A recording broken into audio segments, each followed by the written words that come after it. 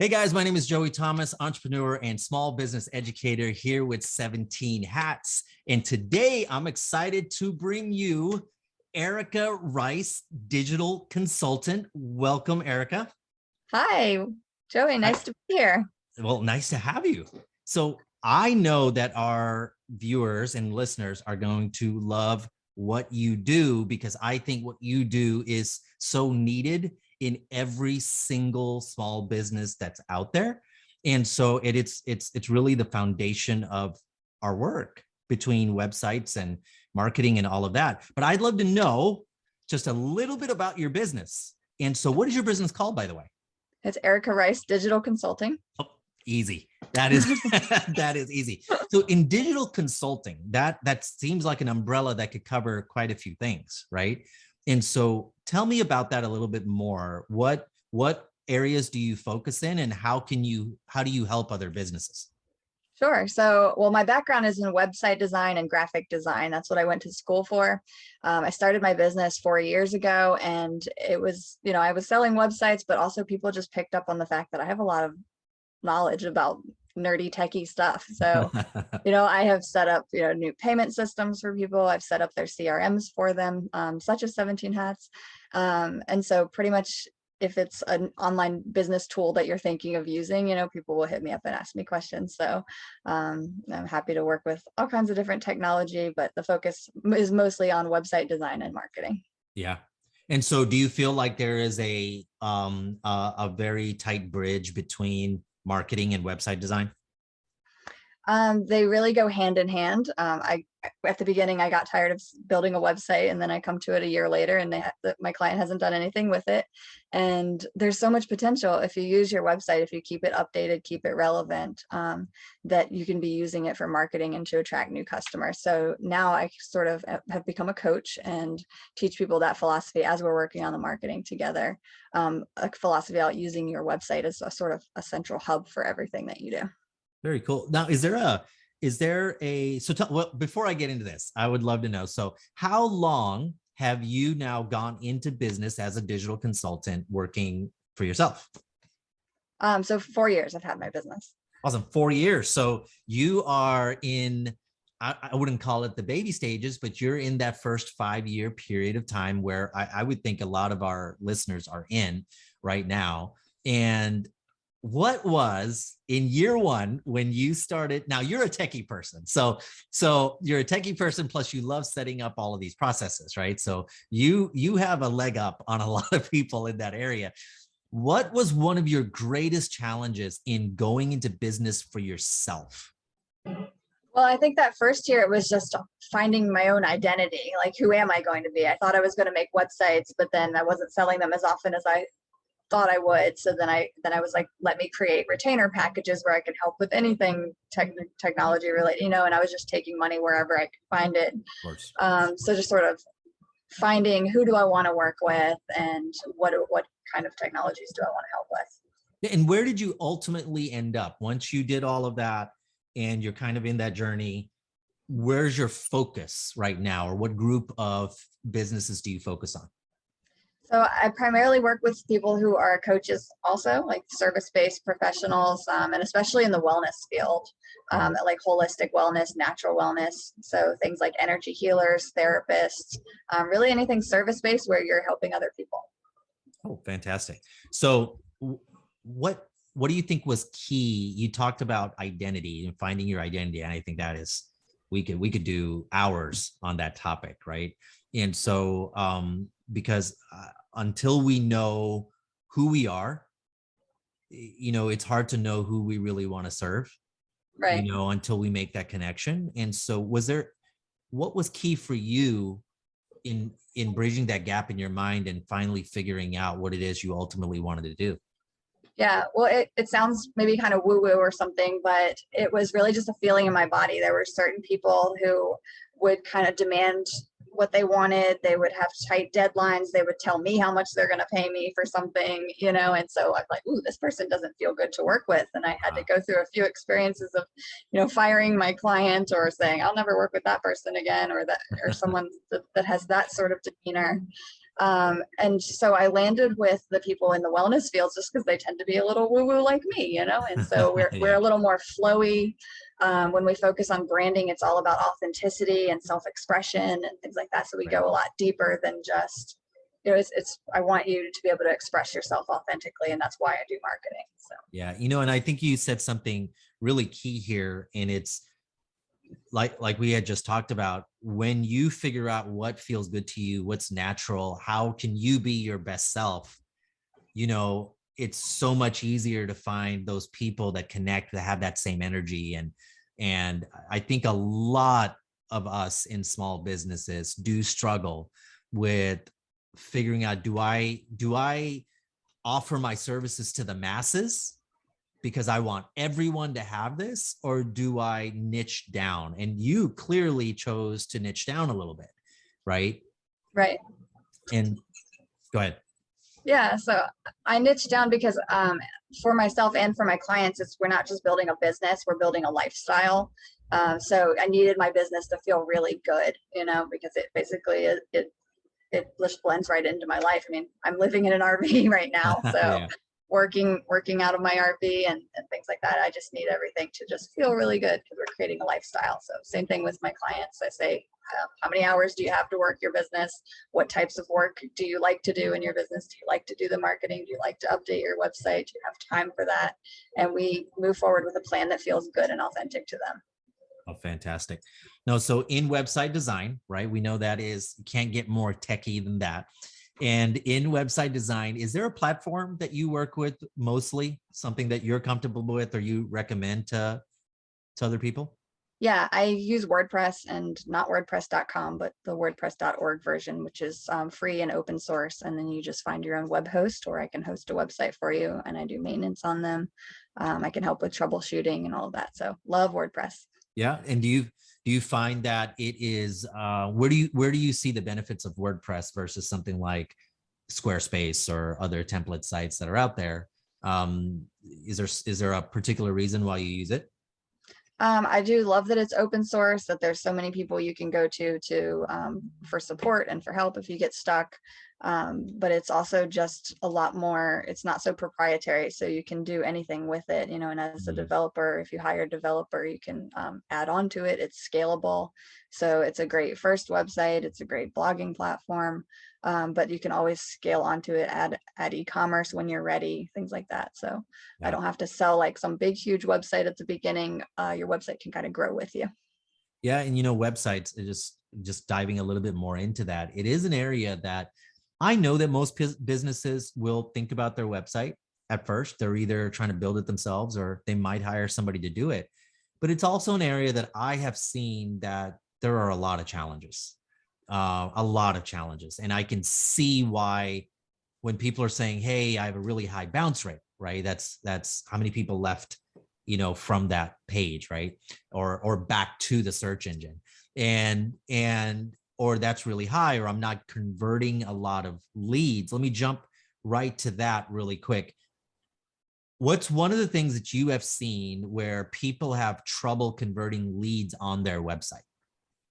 Yeah. So, I mean, there are a number of factors that contribute to somebody not, getting a lead when someone goes to your website. One can be, do you have a call to action that's visible? Is it there multiple times? When I first land on the page, can I say contact you or fill out your form or sign up for a webinar, whatever it is? Make sure there's a call to action, a button visible on the page. And as they're reading, tell a story on the page and keep giving that button, like work with us now, book with us now, something like that. Using pictures, we're very visual. If you can have a video on the page that shows what you do, video is huge right now. Mhm. So just making the page more engaging. Awesome. One of the things that I love to um, talk to some of my clients about is also putting testimonials, and not just in a single testimonial page, but spreading it out so that people constantly get reaffirmed that, hey, other people love, what it is that I do, right? And then making it more engaging, I would say, in that way. Now, 17 Hats lead capture is amazing, right? Right. And because it integrates right into the system and with workflows. You currently are a 17 Hats user? Yes, I am. Fantastic. And so, and I'm gonna ask you a couple of questions about that, and we'll jump back to the website. As a 17 Hats user, given that you're in your first 5 years of business, tell me how it's working. How are you using 17 Hats to work for you and help you manage your business? Yeah. Well, I use both the lead form and the online scheduling. Those are on my website. You always see a button that says book a call. That's primarily how I like to bring in leads, is to get on a 20-minute call with someone. So that's always right there. But also, if they don't feel comfortable booking a call, I use the lead form, and that's on my contact page. So always seeing who's interacting with the business on my website in Yeah. 17 Hats, and then myself and my mom, who's my admin person, we will go through and Nice. got a workflow for nurturing those leads. Oh, great. So once that comes in, are you manually going in and then starting a workflow, or do you have something automated that happens when that lead comes in? There's an initial email that will go out. Okay. And then once I get on the call, even if they do fill out my form, yeah, I might answer a few simple questions or something, but I'm always leading them to book a call, because I like to, you can probably tell, like, I like to work with my clients very personally. Yeah. And so I'm going to want to see you face to face, hear your voice, understand why are you in business, and why do you want this website or whatever it is? Why do you think it's going to take you to the next level? So we get on that call. Yeah. That's great. And that's still a simple automation, right? It's a simple automation that I think every one of us can do, because it is very difficult to be, especially when you're working for yourself, very difficult to go in and try to answer every single lead. Yeah. And ultimately we will drop the ball if we try to do that. Yeah, I myself, I don't use a lot of questionnaires and things like that, but I've worked with other businesses because I set up their CRMs too. So like photographers are big on using questionnaires before they have a session, things like that. Yeah. Yeah. Fantastic. Well, I'd like to jump back to the website a little bit, just because I know that that's an area that everyone wants to learn a little bit more about, right? It's our digital marketing, and it's our online storefront, really. And so let's talk about the homepage. Is there anything on the homepage that you would like to tell people, especially those who are just redesigning? Because how many times have you heard, Erica, that when somebody hands you a card or gives you their website, the next line is, "Oh, I'm currently updating my site right now," right? Yeah. Like, it's something I hear just almost from everyone that hands me a card. And so for those people that are currently updating their site, what are some things that to pay attention to on the homepage? I mean, of course, you want it to be visually attractive. Again, have that call to action right at the top, but it should be very clear as soon as someone lands on your page. Who are you and what do you do? And okay, so just making sure that they don't have to scroll to find out what it is that you offer. Yeah, a good tagline, a good picture, your logo, and a button. Like that should be what's up top, or contact information, call you, however you like to be contacted. Fantastic. Do you have a suggestion on your homepage? Do you have a suggestion? Do you want them to go directly to a lead capture form, or is there maybe another type of call to action to send them to another page? Yeah, I guess it really depends on your business. For some of my clients, we've got like a pop-up that comes up to watch a free webinar or to download a free PDF. That so that would be how they, somebody signs up to download their free PDF, then they're getting added to an email list. So you're building your email list that way. So that's a really good segue there into the marketing portion, right? Yeah. So you said that on a homepage that sometimes you have a pop-up, right, that goes to a webinar. Now, would you consider that as part of a marketing funnel? Yeah, absolutely. So that's how you're capturing those leads and figuring out what people are interested in. And that's something that you also help people with is building those type of funnels. Yeah, absolutely. So we figure out, I think one of the biggest problems my clients will have is that they're trying to focus on selling too many services at once, which again, I spoke on how I did that at the beginning too. But so when we talk about sales funnels, it's like, all right, what does the sales funnel look like for this one package that you offer? And then rather than just a funnel, we're actually creating more like an hourglass. So here's how, at the top of the hourglass, it's how people are funneling in.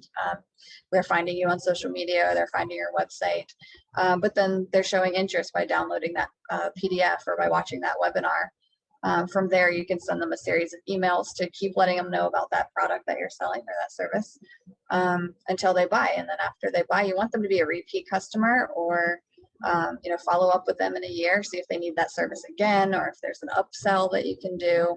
So we try to think about the whole hourglass and not just making the sale. So when you say hourglass, right? What part of your system is different than a typical funnel, right? So you're saying it's not just getting the sale. Right. So after the sale, it would be using something like 17 Hats to send a follow-up email, like asking for a review, because you talked about how important it is to have testimonials on your website. So if you've made a sale, have an automation that asks them for a review, a week or so later after you've worked with them. But then have another automation that lets them know about another service or an upsell that they could purchase. So just making sure that you're not just leaving it at the sale, but following up. That's a really good thought. I mean, so because we all hear about the funnels, we all know that we got to bring in leads, we got to get the sale, but then there's a whole onboarding and nurturing client experience portion of it that we could have. And if we do that correctly, it can turn into long-term clients, right. Or more referrals, like you said. Yeah, exactly. Well, that's awesome. So in staying with the funnels, that's also something that everyone's heard, and a lot of people might be a little intimidated to start one, right? Mm-hmm. What is the basic sections or the basic ideas in a marketing funnel that you can build through your website? Yeah. So the first one you think of is the landing page or the sales page. So that would be, where they could either make a purchase or download that freebie or whatever it is. So that we create the landing pages. And then there would be an email sequence. And so those are the biggest ones that we would build through the website. Now, and we'll talk about how are you going to market that on social media and things like that. And on a landing page, when they get to the landing page, are they getting there because you are offering something? Like, is there something you are offering on your website that gets them there? Usually it would be like a social media post that you're, or an ad or something that you're running that would get them to the landing page. And then from there, is there something downloadable? Do they get a video, a PDF, something? Do you recommend giving something as well? Yeah, exactly. So whatever you can give for free. I've got one lady that has a scrapbooking business, so she will actually mail off these little embellishments you can use for a scrapbook. And she wants to do that. I don't always encourage, if it's going to cost you postage or something, that's not free, but that's what she wanted to do. But if you can offer something for free, like a PDF or maybe a pre-recorded webinar that they can watch, we could do that. I love that, because, what I'm kind of envisioning is not everyone will end up getting all the way to the lead page or setting up a call with you. They might end up on the landing page and end up being taking a whole different journey to hiring you as a consultant. Oh, absolutely. So you can have multiple different freebies that you offer. For instance, I do marketing and stuff, but I have a freebie that is for a Canva, like to make a vision board in Canva. How does making a vision board have to do with working with a marketer? Not everybody needs to work with a marketer, but there may be people who are making vision boards who do have a business and they need to know how to have a better website. So it's like, how can I take something that I love, like making a vision board once a year, and show that to people, so they learn about it themselves and then think about, marketing their business. I love that. I love that because and I want everyone who's listening, just kind of think of it this way. There is more than one path to get a client, to grow your business. And I think when it comes to a website, we do focus a lot on people coming in on the website and then ending up on a lead capture or a booking. And then that's it. So we fixate right there. But because you're also using your website as a marketing tool, you are now nurturing these warm leads and just bringing them in from a whole other pathway. Right. Right. And it's giving you the best opportunity to grow your business and not just locking yourself into a traditional way of thinking. So yeah, that's fantastic. So in a with the websites, right, in all of this, you know, for those listening right now who are right in the middle of maybe even thinking about hiring a web designer or maybe doing it themselves, are there any key things that they should keep in mind just overall when it comes to designing a website? Yeah, I mean, I think the biggest thing that I see when people are designing their own website is either there's too much text or there's too much pictures, and keeping that in balance. Um, that's the biggest thing. And, you know, just have somebody proofread your work, you know, make sure like there's no spelling Yeah. mistakes and things like Yeah. that. So, Fantastic. Um, do you do you recommend that there is using your social media to drive people more to the website? Do you feel like the website should be utilized more? Because I think a lot right now in this day and age, a lot of people are using social media and just communicating with people in social media. Is there an advantage of driving people to the website still? oh, absolutely. So one advantage that I think is because if you were putting everything on your website, like let's say you're hosting events Mhm. to drum up interest, or you're doing in-person events, or you're doing virtual events, what I see is that people spend a lot of their time posting on social media over and over and over about the same events, the same event details and things like that. And then they're also maybe taking money through PayPal themselves, and they have to send an invoice or they have to send a link, whatever it is. Make one page on your website about that event and keep Yeah. sharing that link. And that link has all the info about the event that you need. So you don't have to post the same thing over and over. So it can save you time. It can take your payments right through there. You don't have to, you know, send your username or anything like that. It's all available on the website. And it gives people more to browse through when they land on your site. They can see that you've got events going on. So keeping it Very cool. relevant with what you're doing. Very cool. So I would take that and think, okay, if somebody were to reach out to me over social media, and my mind was set, hey, I need them to go through the website. The website has a lot more information. They can become a client a lot faster. So as much as it's good to make a personal connection on social media, there's a lot of advantages. If we can just get into that workflow of, hey, that's great. Hey, how are you doing? Just and then funnel them over to the site, we Yeah. might we might be able to convert a lot more clients. Yeah, absolutely. When someone messages me, I will send them straight to ericarice.com/call and book a call. And it's got my 17 hats scheduler built in right there. So I'm not wasting time looking at my calendar, asking them if 1 o'clock on Tuesday is okay. You know, they can find their own time that works and we'll talk then. Fantastic. So you integrate, the really interesting thing about what you do is that you integrate website design, marketing, and business coaching all in one. Right. And you, because you found the connection between all of them. And on the business coaching side, when you are working with um, newer businesses, what is the most common challenge that you're seeing in someone that's um, just starting out and trying to, we talked about identity. So apart from Right. that, just starting out in building their systems or figuring out how they want to run the business? Yeah.